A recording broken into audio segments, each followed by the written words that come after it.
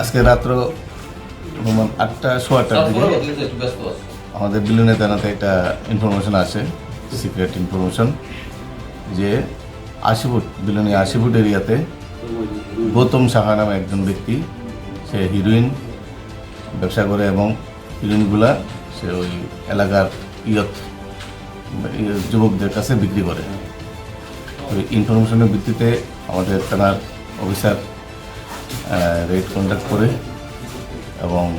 ওনার বাড়ি সার্চ করে ওনার কাছ থেকে প্রায় 8 গ্রাম 8.5 গ্রামের মতো আমরা হিরোইন রিকভার করতে পারছি এবং যে সেলার বা যে ব্যবসা করে গৌতম সাহা তারে আমরা ধরতে পারছি এবং আগামীকালকে তাকে আমরা কোর্টে রিমান্ডের জন্য আবেদন করব।